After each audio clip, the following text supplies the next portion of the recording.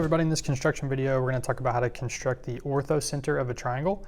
So we have our acute triangle right here, and one thing we need to know about the orthocenter is that it is the point of concurrency where the three altitudes of the triangle intersect. Okay, so an altitude is just a vertical segment that goes through the vertice of the triangle. So we just need to construct perpendicular lines here that go through a certain point. So the first step, we're going to draw this altitude right here. So I'm going to put my needle and my compass on the vertice at the top, and we want to draw an arc that intersects the bottom of our triangle in two places. Okay, so we might have to extend our triangle a little bit, maybe. We're just going to kind of have to see where our triangle intersects. Okay, all right. So we draw our first arc, and we have two intersections right there. So now I want to take the needle and put it on one of the intersection places, and the compass can close down now. It doesn't really matter. And we're going to make an arc that looks like this. Okay, so I'm going to put the needle on this intersection, or as close as possible, and I'm going to make an arc like this. Okay, so now I want to keep the compass open the same amount.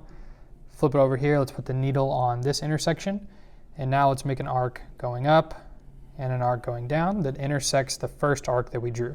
Okay, so now we can take our straight edge and we can line up our vertice in these three intersections to draw our first perpendicular segment, which we will call an altitude. Okay, so it's perpendicular to the side and it passes through that top point. So now we're just going to repeat that process for the other two vertices. So we'll start with this one. We'll put the needle on the vertice, open our compass a little bit so that we can intersect both sides, or we can intersect the side of our triangle in two places. So we have two intersections. Now let's put the needle at this intersection here, and once again, the compass can change here. So let's make an arc going down, an arc going up like that. Now keep the compass open the same amount, put the needle on the other intersection, and make your arc going the other way. So now we can see the intersection. Okay, now look what happened. I didn't quite make this first arc long enough. That's okay. Just go back and extend it a little bit so that you can see exactly where it would intersect. Okay, so there we go. So now we're going to line up intersection point here, intersection point there, and our vertice. Okay, so I'll put my pin on the vertice, and I think that looks pretty good. And there we go. So there's our second altitude. So now we just have one left. So hopefully this is where now our third altitude will intersect, and that's where our orthocenter is going to be located.